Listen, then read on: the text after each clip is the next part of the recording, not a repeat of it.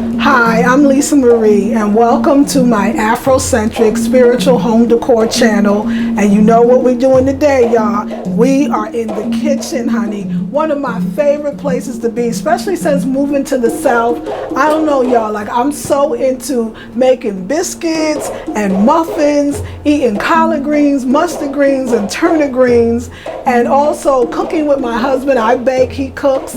I clean, he cooks, so it's a wonderful combination. And I wanted today, we're going to talk about the beauty of creating a tea or coffee bar, how to Afrocentric it out, bring in them beautiful flowers for color. Also, I have a wonderful book here, but I'm not going to get into it. I'll show you the tour in a minute, of Black folk wisdom and sayings, and just the way I lay out everything so it can work for me and the lifestyle that my husband and I want to live and lead. Do you know that this coffee bar or tea bar is actually being used? Like, it's not just for show. We've made so much tea, and using this bar has made life so simple. It's allowed moments for my husband and I to share together. And I'm into like the prettiness of tea. I realized I loved teacups as a child. I was that little girl who wanted to collect and have every teacup set. I used to play tea, and like I had a tea party, and I was at a garden tea party. Like, you get it? I love tea sets. So now I could be a grown-up and get grown-up tea sets and bring them into my decor. And so if you want to see how I created my tea bar and what is in it and what I do and what I use, stay tuned, keep watching. If you like this video at the end, thumbs it up, like it, and also subscribe if you want to, and share with a friend. So without further ado, here is the kitchen. So yes, I told you to tune in this week, and I told you that actually we were going to be talking about, and what are we talking about today? Actually, we're talking about how to set up a simple tea, coffee, or smoothie bar, and maybe a combination of all three. And so I got 4 easy must-haves or must-dos that you must do in order to have a very simple, a very functional, a very usable tea, coffee, or smoothie bar. And you can actually even add in a wine bar for those that drink. You can actually add that in as well. And so I'm going to give you the 3 tips today on this channel. And if you want that 4th tip, you know the 4th tip is always just coming straight to you. You can actually go to my Afrocentric Spiritual Home Decor channel, which the description or the link will be in the description box. Okay, so if you want that number 4 and you're gonna want it, just click and you'll be there, and you'll get to see the whole video, including the number 4 way of setting up your space. So the first thing you want to do when you're talking about setting up a tea bar, now some people say coffee bar. See, I don't drink coffee, so I don't think of it as a coffee bar, but it can easily, for those that drink coffee, be a coffee bar. So think about it. I called it a tea, I called it a smoothie bar, and these are the things that I'm actually focusing on. But let me just tell you, step number 1 or tip number 1 is the foundation to every tea bar is 1, accessibility to all needed items. If you're saying you're setting up a tea bar, but you can't get to your tea, then you're not setting up a tea bar. Or even more so, a tea is kind of obvious, right? If you can't get to your honey, right? You want to be able to get to your honey. You want to be able to get to your other teas, which are here. You want to be able to get to your teacup. So accessibility is everything. You want your drawers to make sense. This is the tamper for the smoothies or for the blender that I have my Vitamix. These are actually more teas, my clean out teas. Now you're not going to see all that on the bottom. I keep my blender here, so if I want to have smoothies, I can. I also have my mason jars that are in the cabinet, so I set my space up, my tea bar up, where everything I need in order to have a wonderful tea experience is accessibility. Tip number 2 is beautiful and inspirational to look at. Now, I will allow, hopefully the cameraman will pan this. To me, this is beauty. When I come in and I see that blue and those pops of yellow, it reminds me of spring, and my tea is laid out. And so now I definitely want to have a cup of tea. So you really want to be able to make it look beautiful and pleasing to your eyes. So these are all just quick tips. I actually have an intensive. I do monthly intensives, and my last intensive was entitled Eating Healthy with the Seasons. It was 3 hours at live. I'm selling the replay for $97. 3 hours of exactly of every single thing I've done in the kitchen, even did a recipe for an elixir, and include a 45-minute video of my husband and I doing a vegan breakfast for our Sunday brunches. And so you get all that if you want to know in full detail, but I wanted to just give you these quick tips, and I'll also be coming to you with more thorough videos from the kitchen. So tip number 1, remember, was accessibility to all things needed, all needed items.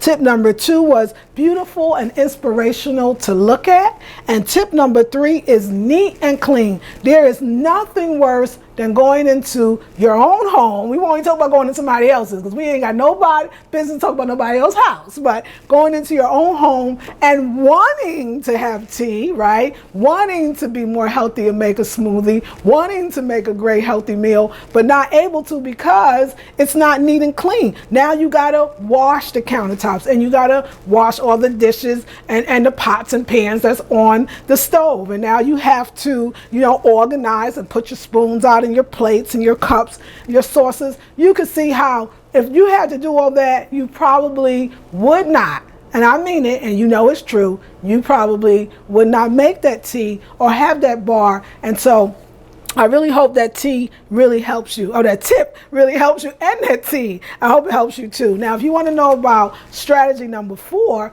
I'll have this whole video which you watch, plus step or tip number 4 in my next video, the Afrocentric Spiritual Home Decor channel. It is in the description box. The link, click on, and you will go straight to the video that tells you tip number 4. So I love you. I'll see you over on the next channel, and thank you for watching. Have a nice day.